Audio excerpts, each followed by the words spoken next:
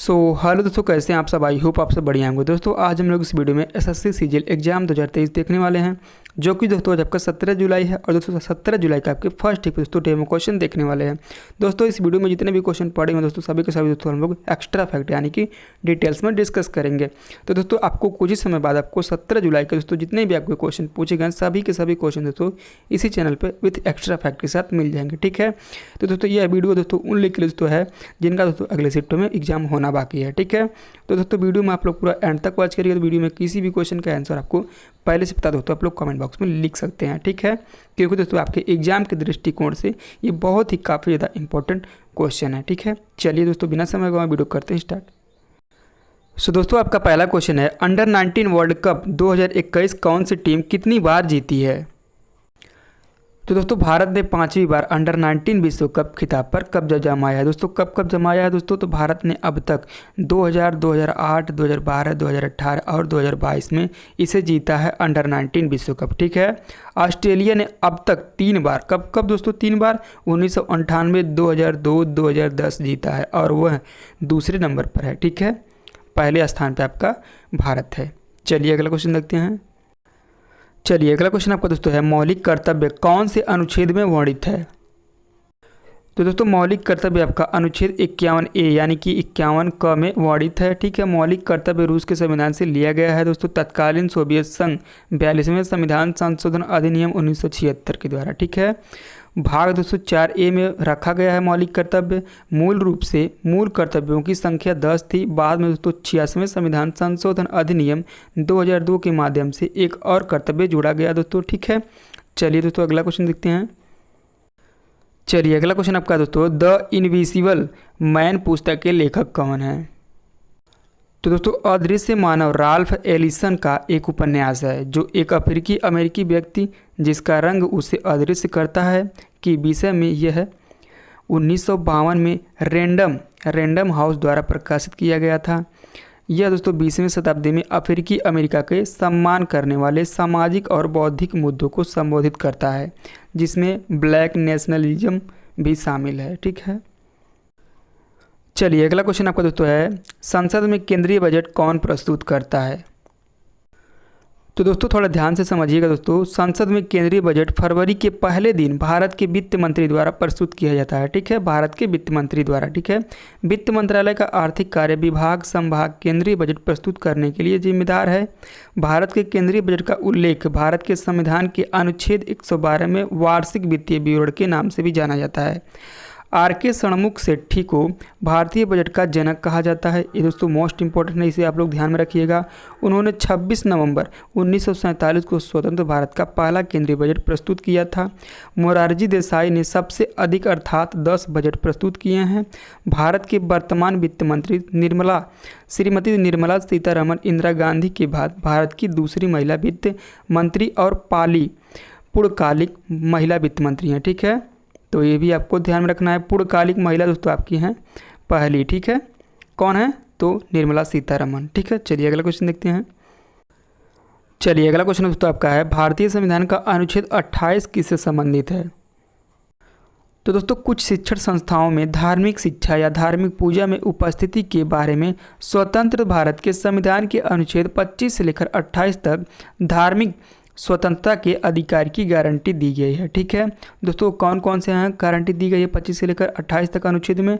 चलिए देख लेते हैं दोस्तों। पहला आपका है 25 ना, अनुच्छेद 25 दोस्तों, ये अंतःकरण की और धर्म की आबाद रूप से माननीय आचरण और प्रचार करने की स्वतंत्रता देता है। यानी कि दोस्तों अनुच्छेद आपका 25 प्रचार करने की स्वतंत्रता देता है। ठीक है, अनुच्छेद 26 आपका क्या है, तो दोस्तों अनुच्छेद 26 आपका देता है धर्म विषयक कार्यों का प्रबंध करने की स्वतंत्रता। ठीक है, अनुच्छेद 27 आपका किसी विशिष्ट धर्म की अभिवृद्धि के लिए करों के दशाएं के बारे में स्वतंत्रता देता है। ठीक है, अनुच्छेद 28 आपका शिक्षा के कुछ संस्थाओं में धार्मिक शिक्षा या धार्मिक पूजा में भाग लेने की स्वतंत्रता देता है। ठीक है, तो इतने सारे आपको ध्यान में रखना है। चलिए नेक्स्ट क्वेश्चन की तरफ बढ़ते हैं।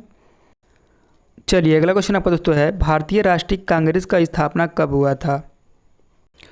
तो दोस्तों भारतीय राष्ट्रीय कांग्रेस की स्थापना 28 दिसंबर 1885 में हुई थी। ठीक है, कांग्रेस के पहले सत्र में सभी भारतीय प्रांतों के 72 प्रतिनिधियों ने भाग लिया, जिनमें से 54 हिंदू थे, 2 मुस्लिम और बाकी जैन और पारसी सदस्य थे। ठीक है, अगला पॉइंट आपका दोस्तों है भारतीय राष्ट्रीय कांग्रेस प्रथम अधिवेशन के अध्यक्ष कौन थे। दोस्तों ये काफ़ी ज़्यादा इंपॉर्टेंट है। तो दोस्तों कौन थे दोस्तों, व्योमेश चंद्र बनर्जी थे। ठीक है, ये आपको ध्यान में रखना है। चलिए अगला क्वेश्चन देखते हैं। चलिए अगला क्वेश्चन आपका दोस्तों है 2011 की जनगणना के अनुसार सबसे कम जनसंख्या किस राज्य की है। तो दोस्तों 2011 की जनगणना के अनुसार दोस्तों जनसंख्या से संबंधित दोस्तों क्वेश्चन आपके हर एक शिफ्टों में देखने को मिल रहा है। ठीक है, तो दोस्तों इसे थोड़ा आप लोग ध्यान से और सभी महत्वपूर्ण पॉइंट आपको ध्यान में रखना है। ठीक है, चलिए दोस्तों देखते हैं। तो दोस्तों 2011 की जनगणना के अनुसार दोस्तों सबसे कम जनसंख्या वाला राज्य आपका सिक्किम है। सबसे कम जनघनत्व वाला राज्य आपका अरुणाचल प्रदेश है। केंद्र शासित राज्यों में लक्षद्वीप सबसे कम जनसंख्या वाला राज्य है दोस्तों, कुल 64,473 जनसंख्या निवास करती है लक्षद्वीप में। ठीक है, सर्वाधिक जनसंख्या घनत्व वाला राज्य दोस्तों बिहार है। उच्चतम जनसंख्या वाला राज्य दोस्तों उत्तर प्रदेश है, यानी कि सबसे ज़्यादा जनसंख्या दोस्तों उत्तर प्रदेश में है। उच्चतम लिंगानुपात वाला राज्य दोस्तों केरल है और सबसे साक्षरता दर वाला दोस्तों राज्य भी केरल है। ठीक है, सबसे कम लिंगानुपात वाला राज्य दोस्तों हरियाणा है और उच्चतम साक्षरता दर वाला दोस्तों राज्य जो कि केरल है दोस्तों, हम लोग देख चुके हैं केरल है। ठीक है, निम्नतम साक्षरता दर वाला दोस्तों राज्य कौन सा है। तो दोस्तों निम्नतम साक्षरता दर वाला आपका राज्य बिहार है। यहाँ दोस्तों सबसे कम साक्षरता दर वाले सबसे कम साक्षरता दर है। ठीक है, बिहार में। चलिए अगला क्वेश्चन देखते हैं। चलिए अगला क्वेश्चन दोस्तों आपका है चेतन भगत की कौन सी पुस्तक है।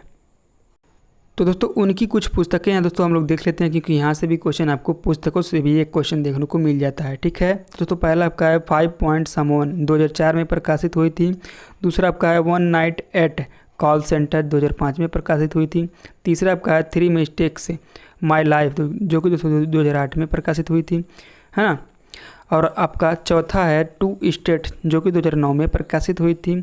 आपका पांचवा है रिवॉल्यूशन जो कि 2020 और 2011 में प्रकाशित हुई थी। ठीक है, ये दोस्तों लेटेस्ट है, ये भी आपको ध्यान में रखना है। आपका अगला है हाफ गर्लफ्रेंड 2014 में प्रकाशित हुई। मेकिंग इंडिया ऑसम 2015 में प्रकाशित हुई। 1 इंडियन गर्ल 2016 में प्रकाशित हुई। इंडिया पॉजिटिव 2019 में प्रकाशित हुई। ठीक है, इन सभी को आपको ध्यान में रखना है चेतन भगत की पुस्तकों से। चलिए अगला क्वेश्चन दोस्तों आपका है कुश्ती से संबंधित खिलाड़ी जिसे मेजर ध्यानचंद अवार्ड दिया गया कौन है।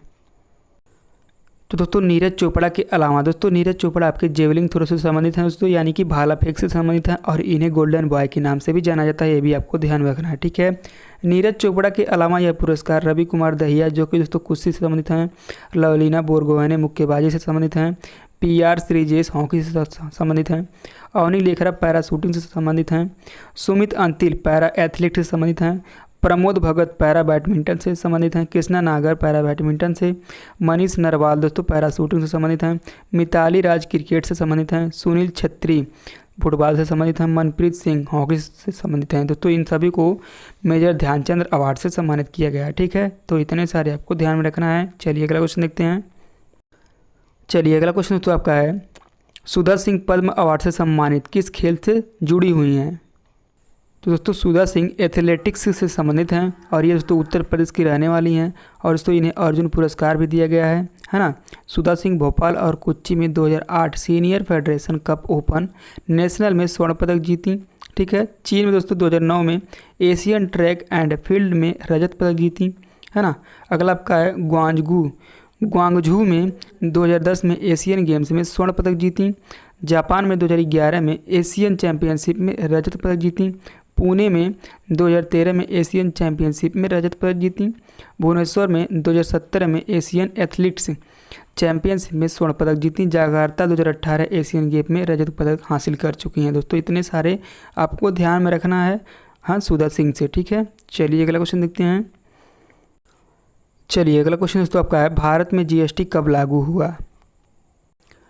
तो दोस्तों GST आपका 1 जुलाई 2017 को लागू हुआ था। ठीक है दोस्तों, वस्तु एवं सेवा कर GST भारत में 1 जुलाई 2017 को तत्कालीन वित्त मंत्री अरुण जेटली द्वारा लागू किया गया था। दोस्तों GST का फुल फॉर्म आपका होता है गुड्स एंड सर्विस टैक्स। ठीक है दोस्तों, GST एक अप्रत्यक्ष कर है जिसका उपयोग भारत में वस्तुओं और सेवाओं की आपूर्ति पर किया जाता है। कर संग्रह के लिए वस्तुओं और सेवाओं को 5 अलग अलग टैक्स स्लैब में बांटा गया है। ठीक है, कौन कौन सा 5 अलग स्लैब है। तो दोस्तों पहला आपका है 0%, दूसरा आपका है 5%, तीसरा आपका है 12%, चौथा आपका है 18% और पाँचवा आपका 28%। ठीक है। 101वें संवैधानिक संशोधन अधिनियम 2016 ने 1 जुलाई 2017 को भारत में एक राष्ट्रीय वस्तु एवं सेवा कर GST पेश किया। ठीक है, तो इतने आपको ध्यान में रखना है। चलिए अगला क्वेश्चन देखते हैं। चलिए अगला क्वेश्चन दोस्तों आपका है, भारत में 2011 के मुकाबले पुरुष साक्षरता दर कितना है? तो दोस्तों भारत में 2011 के मुकाबले में पुरुष साक्षरता दर कुल आपकी 82.14% है। वहीं महिलाओं की बात करें तो महिलाओं में आपका 65.46% है। देश में कुल साक्षरता दर दोस्तों 74.04% है। केरल में 93.91% के साथ दोस्तों राज्यों में टॉप पर है, यानी कि पहले स्थान पर है। वहीं लक्षद्वीप की दोस्तों बात करें, लक्षद्वीप आपका 92.91% है और मिजोरम आपका 91.58% है साक्षरता दर। और वहीं आपका 63.82% की साक्षरता दर के साथ दोस्तों बिहार बॉटम यानी कि पहले निचले पायदान पर है। ठीक है, वो निचले पायदान के बाद दोस्तों आपका अरुणाचल प्रदेश है बिहार के बाद 66.95%। ठीक है, वहीं आपका तीसरे स्थान पर आपका राजस्थान है 67.06%। ठीक है, तो इतने सारे आपको ध्यान में रखना है। ठीक है, आपने 3 बॉटम पे देख लिया, 3 और शीर्ष पर देख लिया। ठीक है, चलिए अगला क्वेश्चन देखते हैं। चलिए अगला क्वेश्चन तो आपका है, 1852 में कौन सा युद्ध लड़ा गया था?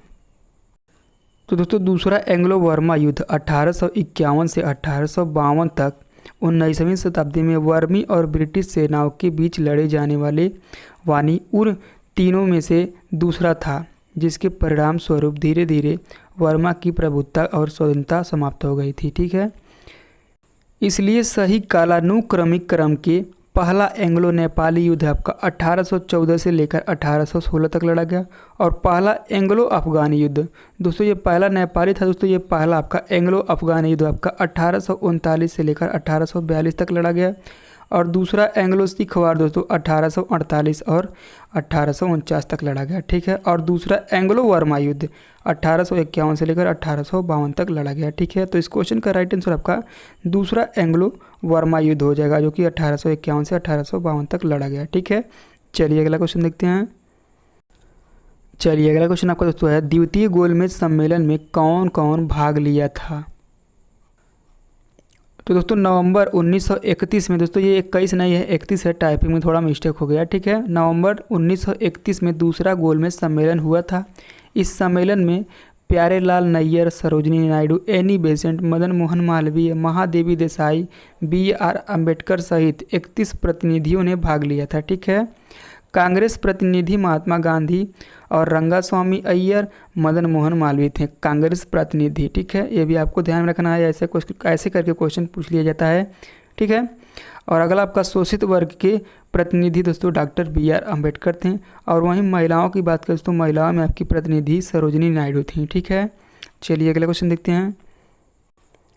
चलिए अगला क्वेश्चन तो आपका है, रुक्मणी देवी अरुंडेल को पद्म भूषण कब दिया गया? सो दोस्तों 1956 में पद्म भूषण से सम्मानित रुक्मणी देवी अरुंडेल भारतीय इतिहास में राज्यसभा की सदस्य के रूप में नामांकित होने वाली पहली महिला हैं जो भारतीय नृत्य कला भरतनाट्यम से जुड़ी थी। ठीक है, रुक्मणी देवी को अप्रैल 1952 में राज्यसभा के सदस्य के रूप में और 1956 में पूरे नामांकित किया गया। गूगल अंतर्राष्ट्रीय महिला दिवस के लिए 2017 की गूगल डूडल ने भी उन्हें चित्रित किया है। ठीक है, सो दोस्तों जितने सारे आपको एक्स्ट्रा फैक्ट दिखे हैं ना दोस्तों, उन सभी को आपको ध्यान में रखना है, क्योंकि दोस्तों अगर जो अगले शिफ्ट में आपका क्वेश्चन बनेगा दोस्तों, तो दोस्तों आपका यहीं से बनेगा। ठीक है, तो दोस्तों 17 जुलाई के आपके फर्स्ट शिफ्ट दोस्तों जितने भी क्वेश्चन आपके पूछे गए ना, सभी दोस्तों अभी हम लोग डिटेल्स में डिस्कस करके वीडियो अपलोड कर देंगे दोस्तों। आप लोग इंतजार करिएगा दोस्तों और वीडियो को पूरा सपोर्ट करिएगा। ठीक है, तो दोस्तों ये थे आपके प्रैक्टिस सेट के आपके अगले शिफ्टों के लिए दोस्तों मोस्ट इंपॉर्टेंट क्वेश्चन, इन सभी को आपको ध्यान में रखना है। ठीक है, तो दोस्तों अगर जो हमारा वीडियो आपको थोड़ा सा भी पसंद आया हो तो दोस्तों प्लीज़ वीडियो को लाइक कर दीजिएगा। चैनल पर दोस्तों पहली बार विजिट किए हैं, सब्सक्राइब करना ना भूलिएगा, क्योंकि दोस्तों मैं इसी तरह के वीडियो आपको डेली इसी चैनल के माध्यम से प्रोवाइड करता रहता हूँ। ठीक है, तो दोस्तों मिलते हैं नेक्स्ट वीडियो में, तब तक के लिए जय हिंद जय भारत। दोस्तों आपको 17 जुलाई के आपके जितने भी क्वेश्चन आपके पूछे गए हैं दोस्तों, अभी वीडियो इस पर अपलोड हो जाएंगे। ठीक है, तो उसे आप लोग प्यार सपोर्ट पूरा करिएगा। ठीक है, चलिए मिलते हैं नेक्स्ट वीडियो में।